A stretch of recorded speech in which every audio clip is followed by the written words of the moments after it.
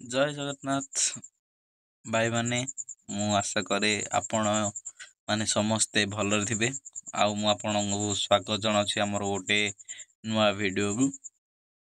ଆଉ ଯଦି ଆମ ଚ୍ୟାନେଲକୁ ଲାଇକ୍ କମେଣ୍ଟ ଆଣ୍ଡ ସବସ୍କ୍ରାଇବ୍ କରିନାହାନ୍ତି ତାହେଲେ ସବସ୍କ୍ରାଇବ୍ ନିହାତି କରନ୍ତୁ, କାରଣ ନା ଏଥିରେ ମୁଁ ବହୁତ ସାରା ଇନଫର୍ମେଟିଭ୍ ଭିଡ଼ିଓ ପକାଉଛି ଯାହାକି ଦ୍ୱାରା କି କିଛିଟା ବି ଭାଇମାନଙ୍କର ହେଲ୍ପ ହେଇପାରୁଛି। ଆଉ ମୁଁ ଆଜି ଗୋଟିଏ ପ୍ରୋବ୍ଲେମ୍ ନେଇ ଆସିଥିଲି।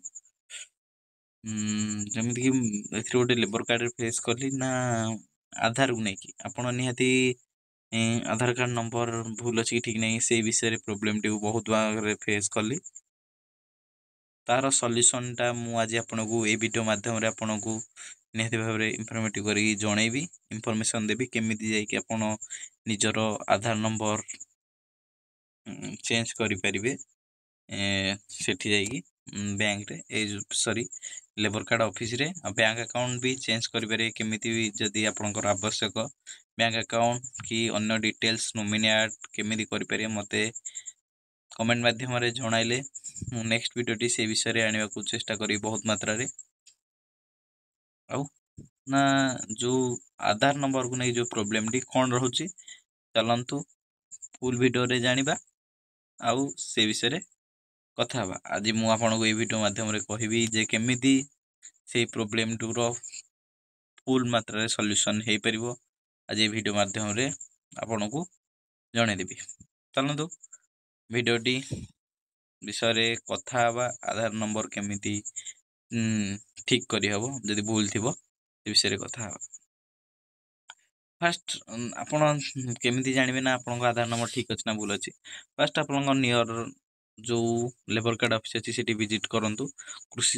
ଶ୍ରମିକ ସହାୟକ ଅଫିସର ଜଣେ ଥିବେ ସେଠି, ତାଙ୍କୁ ନେଇ ଆପଣଙ୍କର ଲେବର କାର୍ଡ଼ ନମ୍ବରଟି ଦେଲେ ସିଏ ଚେକ୍ କରିଦେବେ ଆପଣଙ୍କ ଆଧାର କାର୍ଡ଼ ନମ୍ବର ଠିକ୍ ଅଛି କି ଭୁଲ ଅଛି ସେ ବିଷୟରେ କରିଦେବେ। ନା ମୋର ଏଥିରେ କିଛି ଅପସନ୍ ନାହିଁ ଯେ ଆମେ ଠିକ୍ କରିପାରିବା ବୋଲି ଆଧାର କାର୍ଡ଼ ନମ୍ବରଟା ଠିକ୍ କରିବା ପାରିବା ବୋଲି। ଖାଲି ଏଠାରେ ନୋମିନି ଆଡ୍ ଆଉ ପରିବାରରେ କେତେ ମେମ୍ବର ଆଡ୍ ସେଇ ବିଷୟରେ କରିପାରିବେ। ଆଉ ଆମର ଏଥିରେ ରେନୁଆଲ୍ ବି କରିପାରିଥିଲେ, କାହିଁକିନା ଦଲାଲ ବହୁତ ବୁଲୁଛନ୍ତି ନା ରେନୁଆଲ୍ ପାଇଁ, ସେଥିପାଇଁ ରେନୁଆଲ୍ ହେବା ପାଇଁ ବହୁତ ଲୋକ ଅସୁବିଧା ହୁଅନ୍ତି। ଯଦି ରେନୁଆଲ୍ କରିବାକୁ ଚାହୁଁଛନ୍ତି ଆମର ଗୋଟେ ଅଛି ଭିଡ଼ିଓ ସେ ପଡ଼ିଥିଲା ଏବେ ଜଷ୍ଟ କେମିତି ରେନୁଆଲ୍ କରିବି ଲେବର କାର୍ଡ଼ ଏଇ ଇୟର୍ର ସେ ବିଷୟରେ ଭିଡ଼ିଓଟି ପଡ଼ିଛି। ସେ ବିଷୟରେ ଭିଡ଼ିଓଟି ପଡ଼ିଛି ଆଉ ଆପଣ ଦେଖିକି ମୋବାଇଲ ମାଧ୍ୟମରେ ଆପଣ ଇଜିଲି ରେନୁଆଲ୍ କରିପାରିବେ। ସେଥିପାଇଁ କେବଳ ଗୋଟିଏ ଫର୍ମର କପିର ଆବଶ୍ୟକ ଅଛି। ଆଉ ଆପଣଙ୍କର ଯେଉଁ ସେଇ ଭିଡ଼ିଓରେ ଆପଣ ସବୁ ଫୁଲ୍ ଡିଟେଲ୍ସ ପାଇପାରିବେ, କେମିତି ରେନୁଆଲ୍ କରିବେ ଡିଟେଲ୍ସ ପାଇପାରିବେ। ଆଉ ଆଧାର କାର୍ଡ଼ ନମ୍ବରଟି ଆମେ କେମିତି ଠିକ୍ କରିବା ତାହା ବିଷୟରେ କଥା ହେବା। ନା ସେଠିକି ଯିବେ ଆପଣଙ୍କର ଯେଉଁ ରହିଲା ଲେବର କାର୍ଡ଼ଟି ସେଠି ନେଇକି ଦେବେ।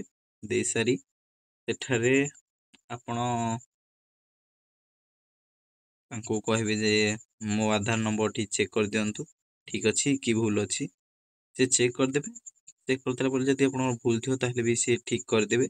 ଯଦି ଆପଣଙ୍କର ବାୟୋମେଟ୍ରିକ୍ ହେଇନଥିବ, ବହୁତ ଲୋକଙ୍କର ମୋ ମତରେ ବାୟୋମେଟ୍ରିକ୍ ହେଇନଥିବ ଲେବର କାର୍ଡ଼, କାରଣ ବହୁତ ଲୋକ ଏହାକୁ ଫୋକସ୍ କରନ୍ତି ନାହିଁ। କିନ୍ତୁ ଇଏ ବହୁତ ସାରା ବେନିଫିଟ୍ ଦେଉଛି ଲେବର କାର୍ଡ଼ରୁ ମିଳୁଛି। ଯେମିତିକି ଲେବରମାନଙ୍କୁ ଗାର୍ଲ ଚାଇଲ୍ଡ ଝିଅମାନଙ୍କର ବିବାହ ନିମନ୍ତେ ମାସିକ ଯେଉଁ ଆର୍ଥିକ ରାଶି କିଛି ସହାୟତା ମିଳୁଛି ଆଉ ଡେଥ୍ ସହାୟତା ବି କିଛି ମିଳୁଛି। ଆପଣ ଆଧାର ନମ୍ବରଟି ଯାଇ ସେଠାରେ ଆପଣଙ୍କର ଲେବର କାର୍ଡ଼ର କପି ନେଇ ଦେବେ।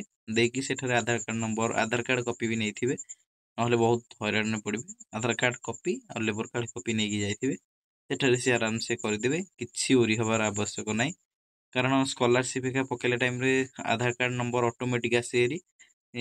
ମୁଁ ଯେଉଁଟାକି ଫେସ୍ କଲି ଜଣଙ୍କର ଦେଖୁଥିଲି ନା ତାଙ୍କର ଆଧାର କାର୍ଡ଼ ନମ୍ବରଟି ଭୁଲ ଥିଲା। କ'ଣ ନା ତାଙ୍କ ପରିବାର କାହାର ସଦସ୍ୟ ଭିତରୁ କାହାର ନଥିଲା ସେ ଆଧାର ନମ୍ବରଟି, କେବଳ ଭୁଲ ହିଁ ଥିଲା। ଯାଇକି ସେଠି ଠିକ୍ କଲି। ତାହା ଯଦି ପ୍ରୋବ୍ଲେମ୍ ଫେସ୍ କରୁଛନ୍ତି ମୋତେ କମେଣ୍ଟ ମାଧ୍ୟମରେ ୟେସ୍ ଜଣାଇବେ। ଆଉ ଯଦି ଭିଡ଼ିଓଟି ଭଲ ଲାଗିଥିବ ଆମ ଚ୍ୟାନେଲକୁ ଲାଇକ୍ କମେଣ୍ଟ ଆଣ୍ଡ ସବସ୍କ୍ରାଇବ୍ କରିବାକୁ ଭୁଲିବେ ନାହିଁ। ଜୟ ଜଗନ୍ନାଥ। ଭିଡ଼ିଓଟିକୁ ଏଇଠି ରଖିଲି।